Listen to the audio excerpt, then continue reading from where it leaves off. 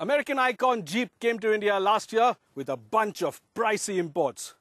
And that really didn't leave much of an impression. But come August will come this car and the real shock and awe. The new Compass isn't just tailor-made for India, it's manufactured here too, which will mean Jeep will be able to give you a competitive price. We've got a car nice and early. Let's see how good it is.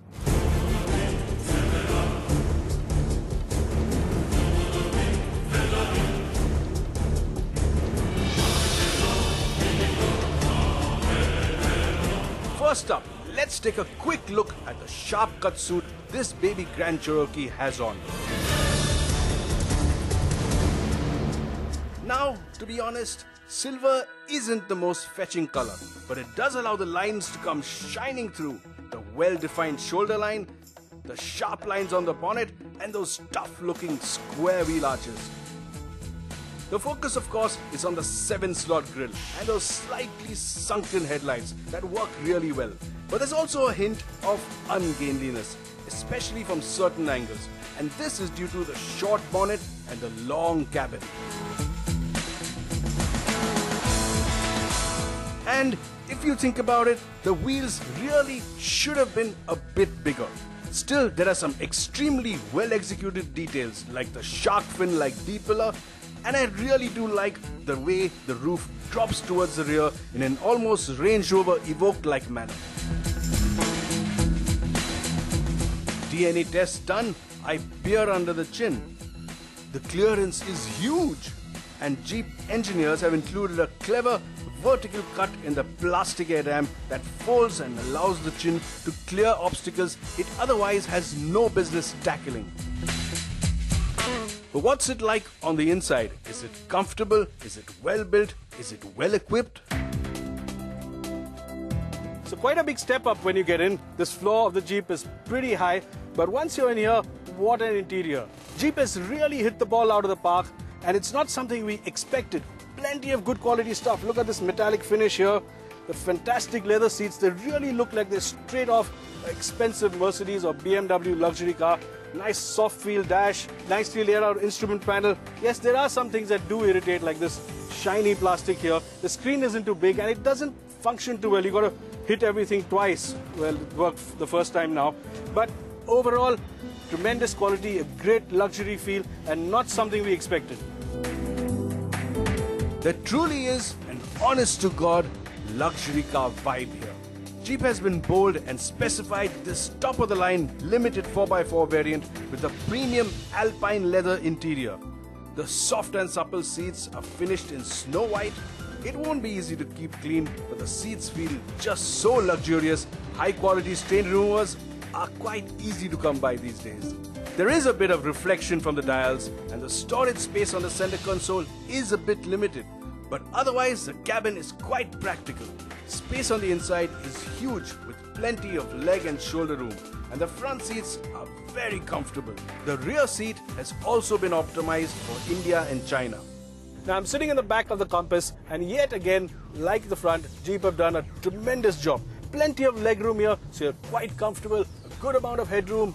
It's a nice wide cabin, and also this seat has been specially redone for India. There's a lot more thigh support, as you can see. The backrest is redone. It's a little bit upright, but it's still extremely comfortable. You also get a couple of goodies here. You get a USB charger, and you also get these two vents. Now, these vents are not controllable. You can't control the airflow, but all in all, an extremely competitive rear seat package.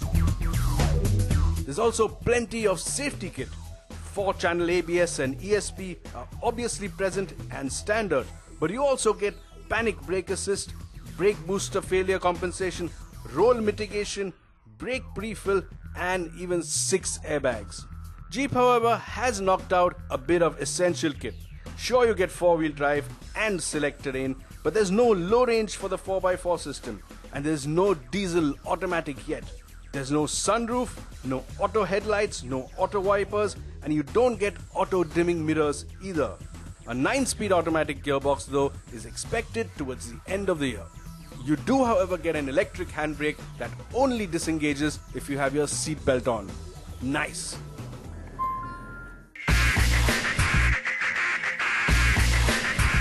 But now it's time to get going. time to get behind the wheel and see just how well this Jeep drives. First up, the ride. Now the Compass has hydraulic rebound stops, heavy acoustic wheel liners, triple door seals and auto adjusting dampers, all so that this car rides comfortably and silently. On its high suspension, ride comfort is also pretty good. There is a bit of a firm leer, a slight firm leer that when you hit some sharp edges shows up, but otherwise this Jeep with its ground clearance, its wide stance and its tires can just roll over anything at almost any speed. Overall ride comfort in fact is extremely comfy, but the small wide 4x4 platform that the Compass is built on comes from Fiat, and we all know how its cars ride, don't we? There's a hill section coming up, so I get ready to catch a few corners. Straight line stability is superb, and from what I've experienced, steering feel is quite impressive too. But as I get stuck into the corners, there is a bit of body roll. Now this is a tall SUV, and that means, yes, it will roll a bit. But Jeep have found such a nice setup, such a good balance between ride and handling. You just enjoy the road before you. The crazy bit is that this SUV actually enjoys corners. The brakes give you a lot of confidence, and the steering compensates for pull and drift, just like the one on the earlier generation Fiesta. It's accurate and full of feel. What also gels nicely with the Compass is Fiat's second generation multi-jet diesel. This 2000cc engine makes its debut in India under the hood of the Compass and produces around 170 horsepower. These Series 2 engines use 7 injections of diesel per power stroke and as a result are a bit more refined, but there's still a bit of pitter-patter at idle. There is a bit of lag when you put your foot down at around 1000 RPM, but by 2000 the power really comes in. It pulls hard all the way to 4.5 or 5000 RPM, and that slug of torque you get around 3000, well, that's just magic. While performance is strong, the Compass is best enjoyed a couple of notches down from flat out. So of course the best way to drive this multi-jet is in the mid-range. And what lets you do that is this nicely set up gearbox. It's light, it's very precise, and although the throw is a bit long and you do have to move your hand, it is so good, you just forget about it and concentrate on driving.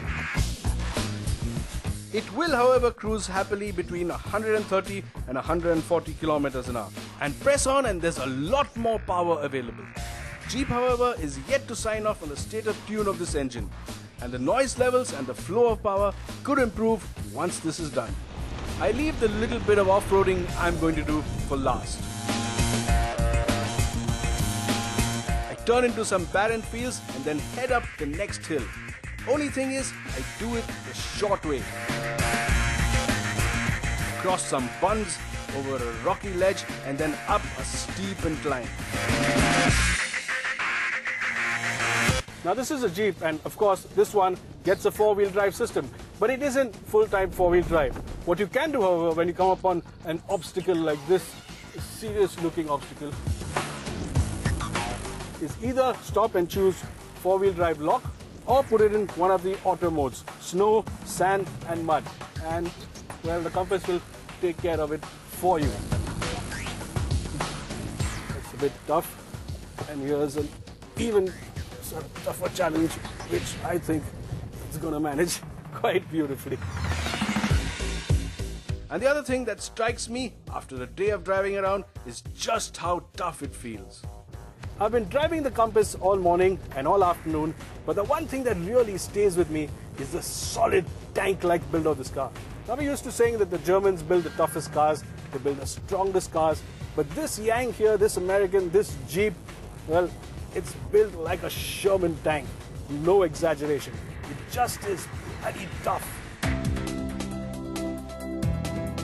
Comfortable, well-built, capable off-road and nice to drive on it. The Compass is an SUV that seems to deliver so much more than your regular SUV.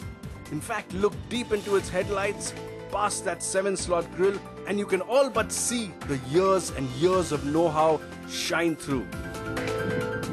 Likely to be introduced in India at a price of between 23 and 24 lakhs for this fully loaded version, the Compass is expected to hit showrooms sometime in August. Sure, the raised ride height means you need a big step up to get into the cabin. The touchscreen isn't really up to what's expected of a car in this class, and there are some important bits missing, like the sunroof. And then there's Fiat's service network to contend with. Still, the Compass delivers so much SUV for the money, it just may be the value luxury SUV you've been waiting for.